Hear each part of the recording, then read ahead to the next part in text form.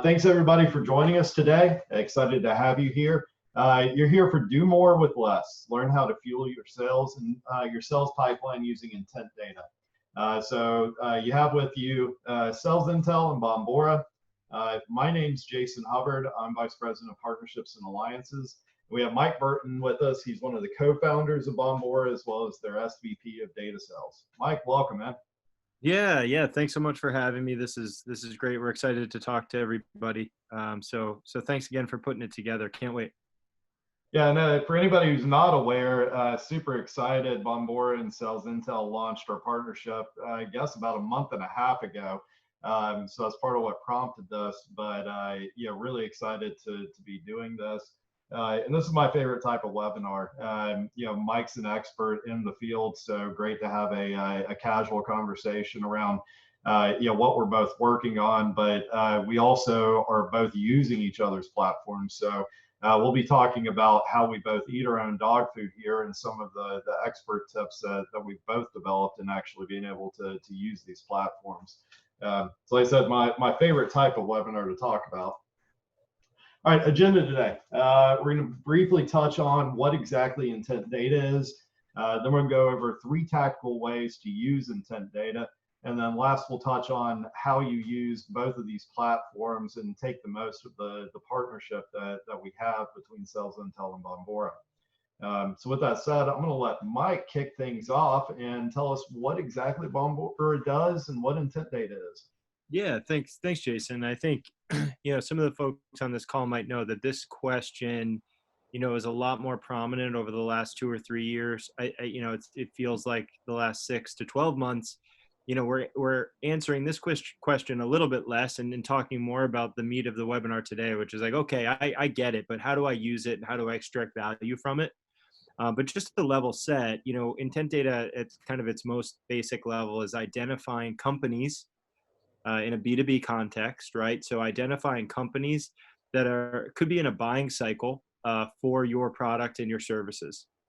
And typically, there's some different flavors of it in the marketplace, but typically that's extracted from an understanding of what companies are researching across the B2B internet. So it's certainly the core of the Bombora business, and it's a hotter topic than ever these days. So Jason, do you think I captured that well enough, or anything you would add or ask me to elaborate on? Yeah, give a little bit of detail on when you say content they're engaging with, what exactly are you talking about? Yeah, so if you think about it, put it into a practical example. So you're an employee at a business, and there's different stages of every business where there's different appetites and needs for products and services, right? So a couple of years ago, Bombora was installing a 401k for all of their employees. So when that happens, the finance department and the HR department at Bombora inherently start doing research around 401ks, right? We're going to start reading more articles about 401k. We're going to download information about 401k plans. We're going to be looking at things like, employee retention, employee satisfaction. And there's kind of a trail of signals across the B2B internet that indicate that Bombora, hey, they are more interested than normal in the topic 401k. So when we say content consumption or engagement with the topic, we mean kind of that research process, that intentional research process that, can be detected across the web.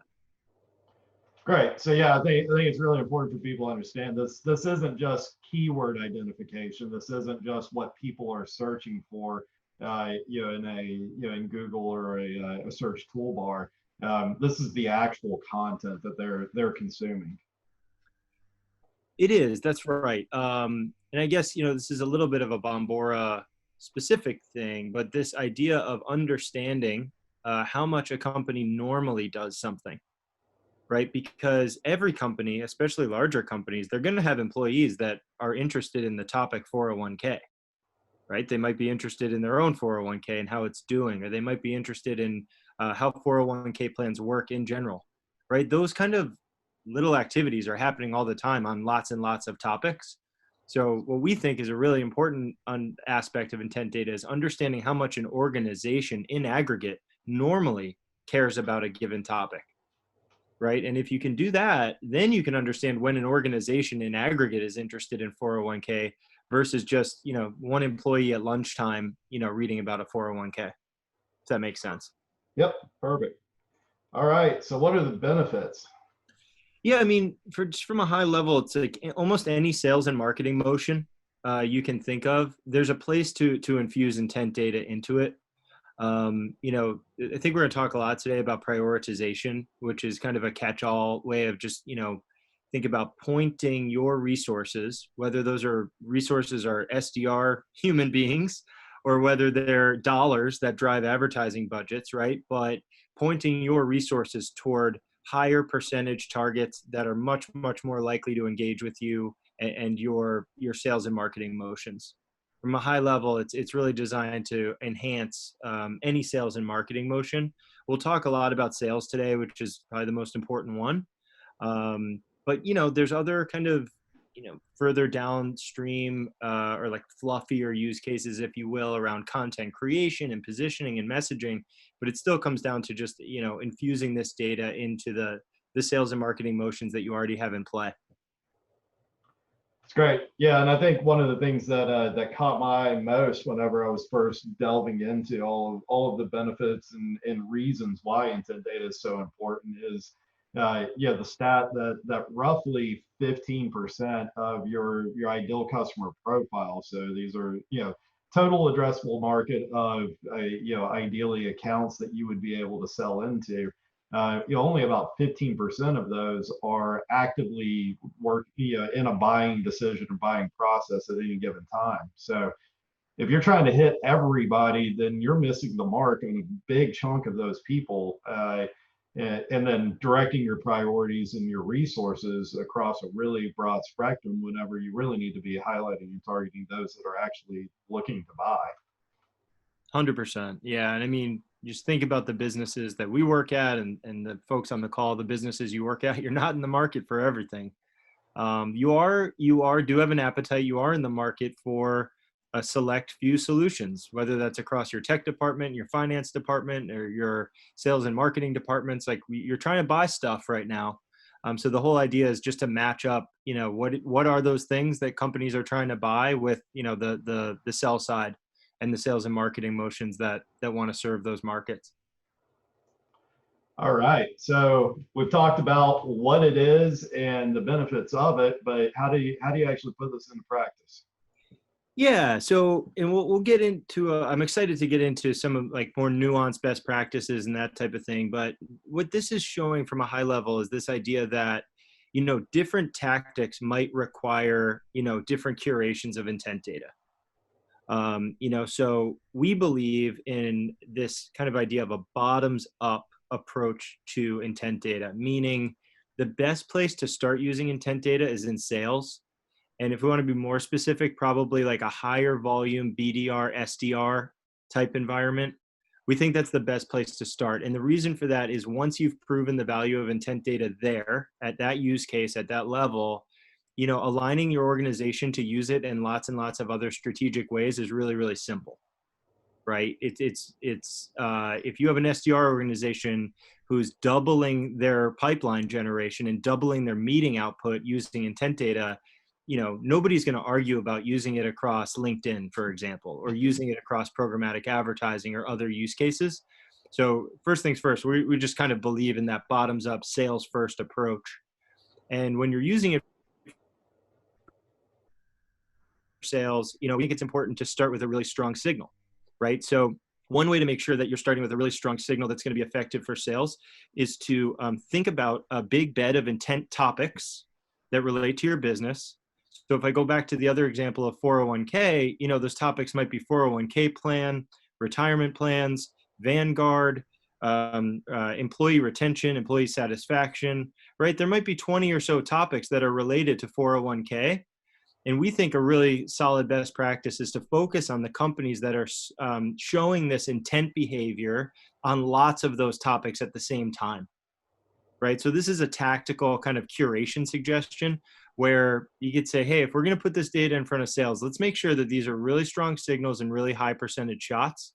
And we think the best way to do that is to focus on, companies that are showing this behavior on lots and lots of topics at the same time. Does that make sense, or is maybe too tactical?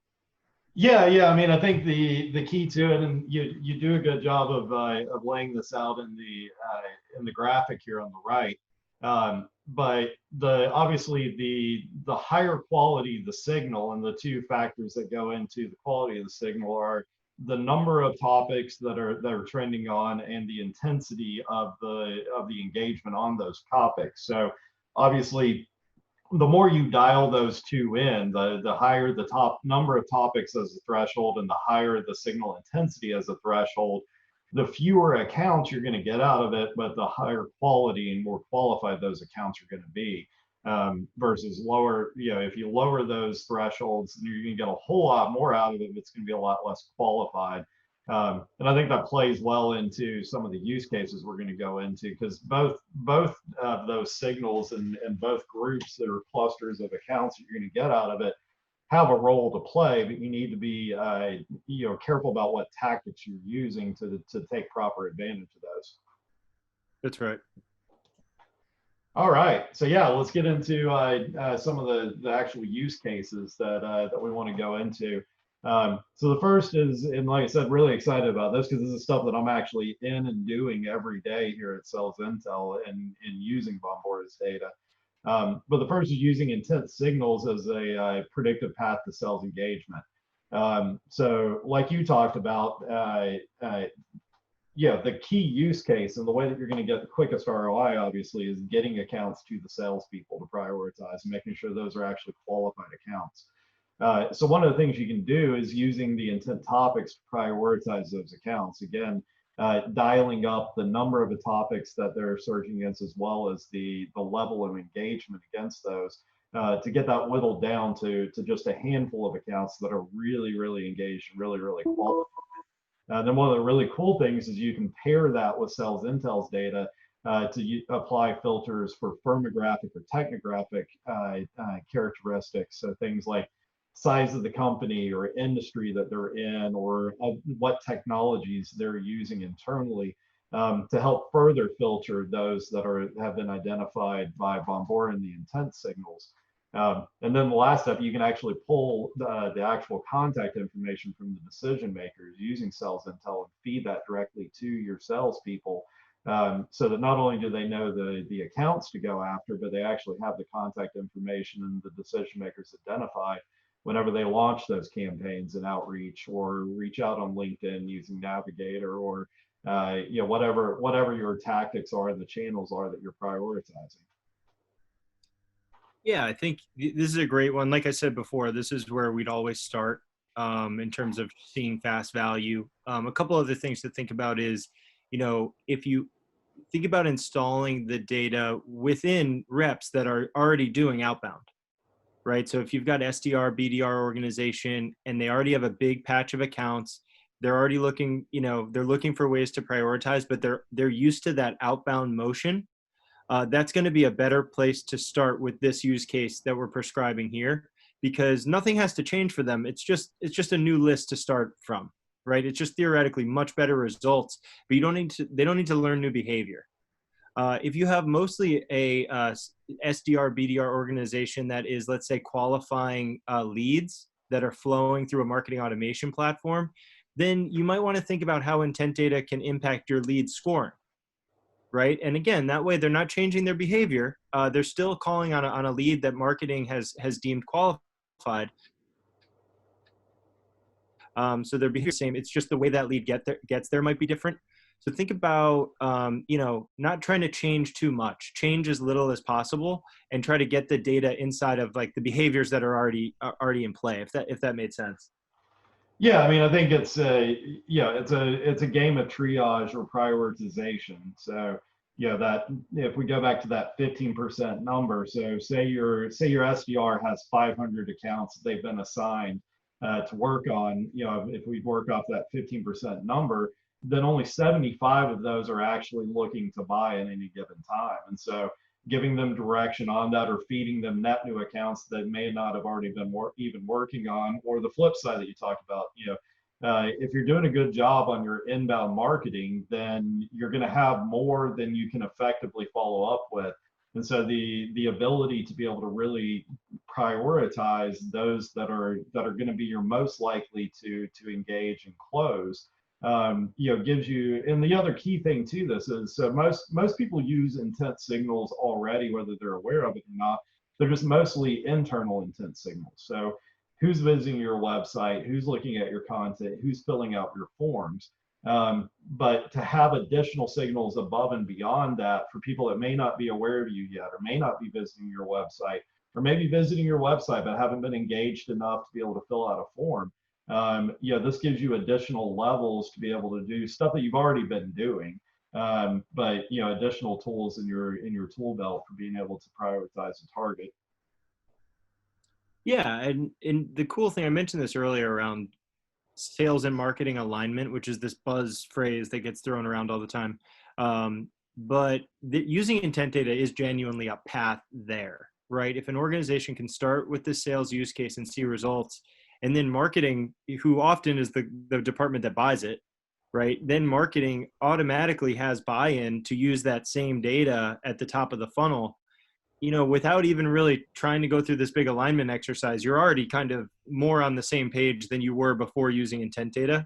So there's this nice ancillary benefit of, all our best customers are these they seem a little bit more progressive in the way that sales and marketing works together. And maybe we're biased, but we think intent data is a big part of that. Yeah, no, absolutely. And it's funny. I as much as I'm in this game and playing in this space, it was only about a month ago I heard people starting to kick around the word smarketing, which for those that aren't familiar is sales and marketing slapped together. But yeah, it is funny. I heard it once, and then now it's like every day I hear it. But yeah, it's absolutely a trend, and obviously account-based marketing, ABM, has been something that's been a buzzword for several years now. Yeah, we had just a pit stop on that. We used to have a meeting at Bombora called Smarketing, and I think a year and a half ago we changed it to Sparketing, and so our product marketing and our product team was on the call. So we've been on it for a while. Great. All right. So second tactic, using topic clusters to route accounts to sales versus marketing. So this builds off of what I alluded to earlier, which is the where you set those thresholds for engagement and number of topics.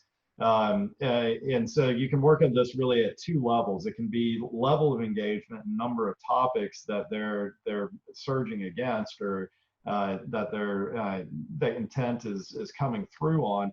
But the other is you can actually build out different intent topic clusters. So this is one that I've been using internally. But between those two, you can help to identify like what's qualified enough to be routed directly to salespeople. So whether that's SDRs or in some cases even directly to account executives. Versus what is going to be a little bit less focused, a little bit less qualified, but worth targeting. And so this can then combine with those internal signals that I was talking about. So if you dial this back and they're surging on a limited number of topics, or their engagement may not be as high, those may still be worth reaching out to and following up with, but not using up the bandwidth of your actual sales team. So these would be great candidates to be loaded into your marketing campaigns to be able to direct that. And then you look for those hand raises, you look at those signals, who's opening the emails, who's clicking through on the links, who's spending time on the blog post, who's filling out your forms on the website, who's raising their hand and saying, hey, I want to learn more. And then you can then even go even further down into it and look at the type of topics that they're engaged with. So for me, I personally built out some different models for us. And so stuff that's really qualified and engaged would be things like people looking at or intent signals against direct competitors to us. Or intent signals around topics like data hygiene or high quality data, or lead generation, stuff like that. That's going to be a really good indicator. Hey, somebody's actually looking to try and make a buying decision. Versus when I talk about proxies, good proxies for that for us would be like people who are exhibiting intent signals around stuff like CRM or more advanced CRMs in particular, like Salesforce or Dynamics. People surging around, the top tier email marketing platforms. So think HubSpot, Marketo, Pardot, Eloqua. So that's not necessarily going to say like, hey, they're looking for a data provider like SalesIntel, but typically people that are looking for those types of platforms or solutions or having those types of problems are usually not too far away from realizing that they need a data solution. And so those are good quality for us to then feed into the marketing engine where we can educate them and start warming them, as well as start identifying those out of that group that are already aware or get to the point of being ready to raise their hand. Yeah, that's great. And the strategy has a great ancillary benefit as well, because if we're trying to drive this alignment between sales and marketing, and we start with sales because we think that's where it's going to make the highest impact. If you buy all that, then what's really important is getting sales to buy into the data and adopt it and use it. And so what you don't want to do is put a bunch of broader topics in front of them. Like you want, the competitors are huge. Salespeople want to, they just intuitively, if they know a company showing intent on their top competitor, they're like, hey, I want to act on that data. Or on your own company name, or on really core use cases or core topics like you described.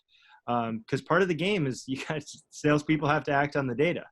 And this, not only does this work better in general, but it also it leads to faster adoption if you think about these core topics and getting those in front of sales first. Yeah, absolutely.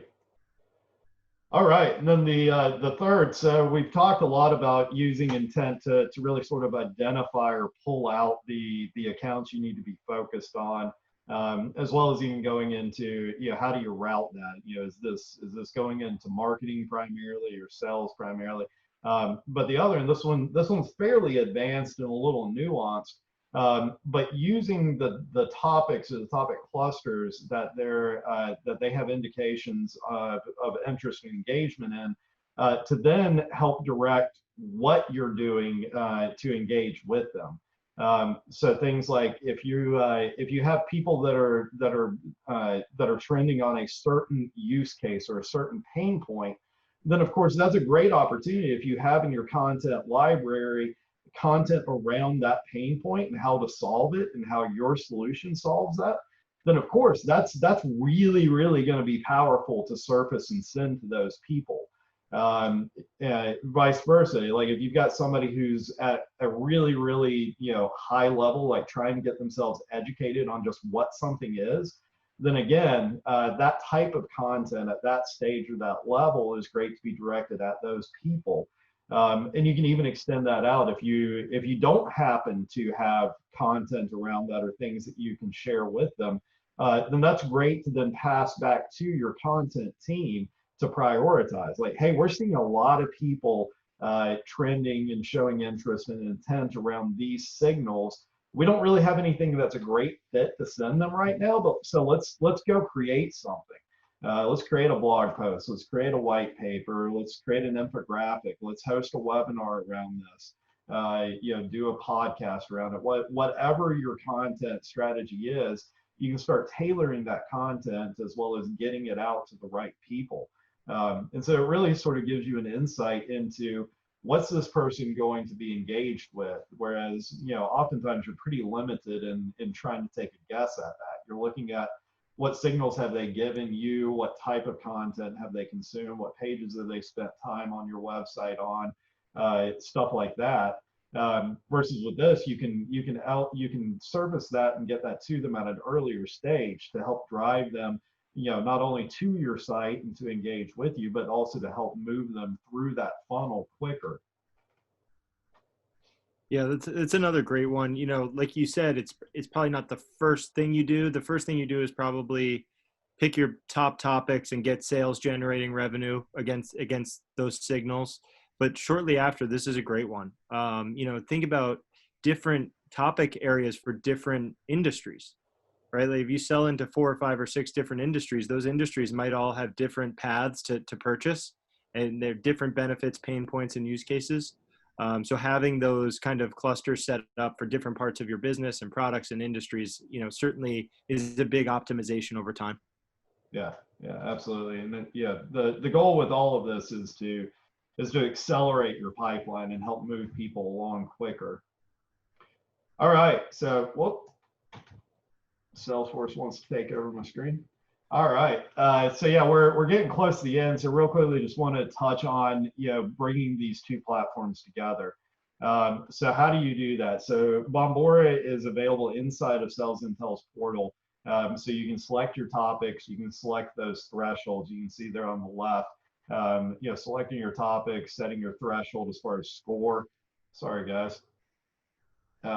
So setting your threshold as far as score. So, floor on that is 60, 100-point score all the way up to 100. Refining number of topics that you're going to set as a threshold or a minimum. The really cool thing is inside of SalesIntel, once you've built these, as well as added in your additional filters for things like firmographics, technographics, so like I said, what technologies are they using, what industry are they in, size of company, revenue, where they are geographically, stuff like that.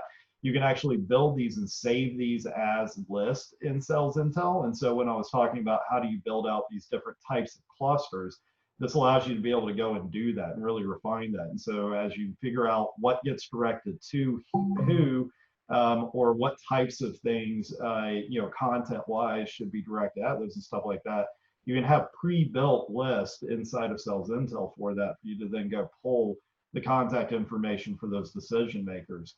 And then the great thing is, as those trending companies are updated from Bombora, as well as additional companies and contacts are verified and added into the database from SalesIntel, those lists are going to get automatically updated and populated for you to be able to constantly go back to and pull from.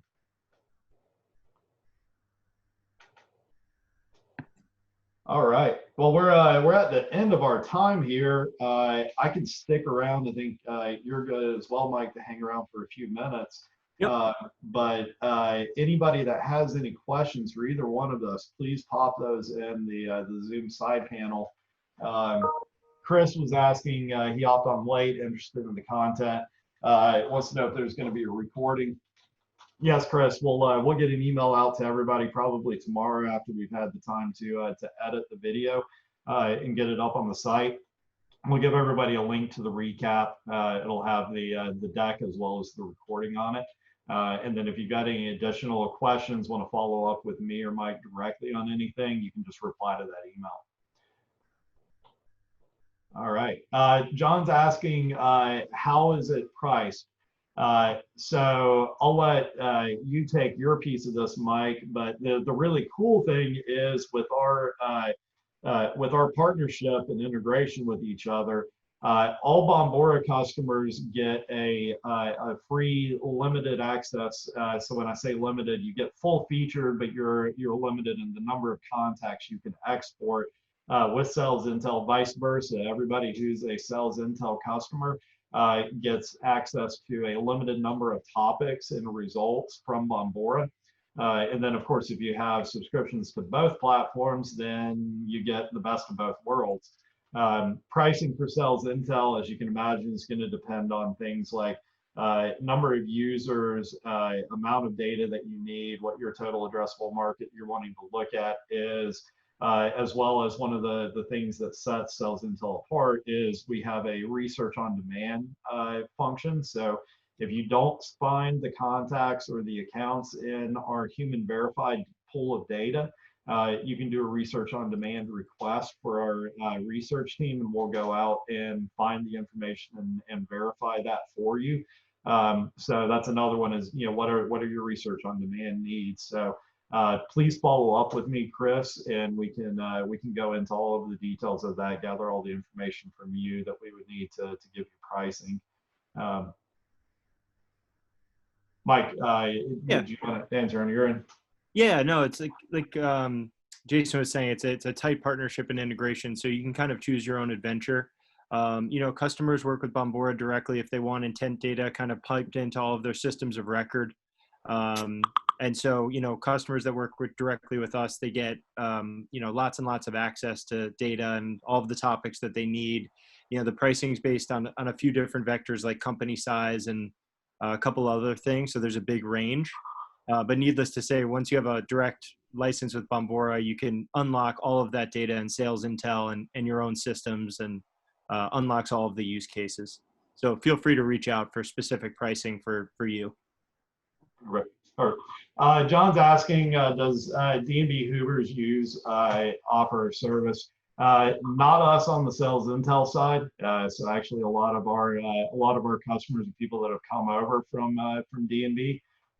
So not for us. Mike, I'm not aware of anything you guys are doing with them, but no, we're not. They're not a partner of ours. cool. All right. I had a question. I assume this one's for SalesIntel, but chime in as well, Mike. Does the database include school systems and universities?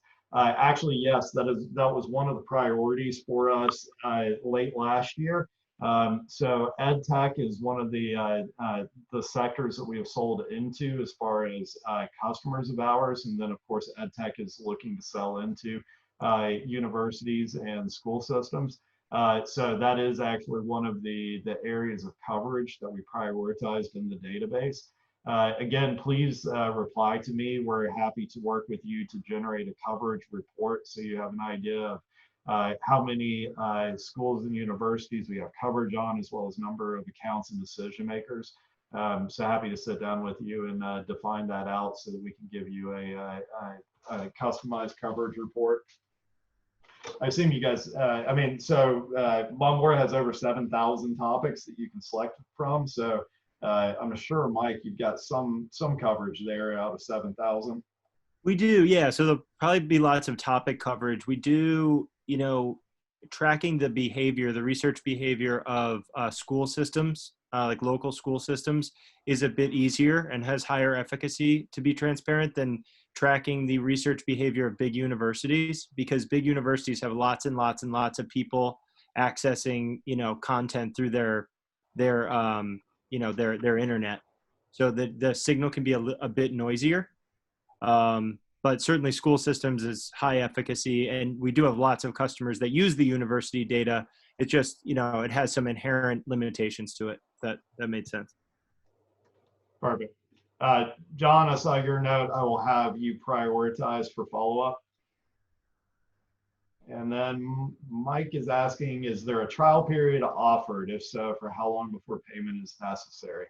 Mike, on the SalesIntel side, yes, in some cases we do work with you for a short trial. Typically the trial is limited. It's going to be a couple of days.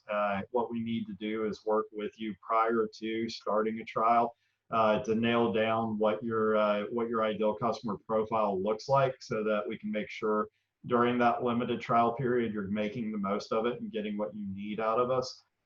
So please, assuming that was directed to SalesIntel, please get with us as we follow up with you, and we're happy to start that process. And I'll let you take that on your side, Mike. Yeah, and sorry, I'm getting slack to my next meeting. I'm really sorry. But yeah, there's a few different ways to do it. Again, it just depends on if it makes sense for you to kind of choose your adventure through the SalesIntel channel or the Bombora channel. But if it makes sense to talk to us, we have lots of different ways you can test the data, so that you can prove it works before you have to pay anything. Great. All right. Well, we're a little bit over. It sounds like you need to jump to your next one, Mike. So, like I said, please don't hesitate. Reach out, reply to the email whenever we send you the recap. If you have anything additional for myself or Mike. But this has been fantastic. Thank you so much for being on here with us today, Mike, and thanks everybody for joining us. Yeah, thank you, Jason. This is great. Thanks everybody for joining. All right.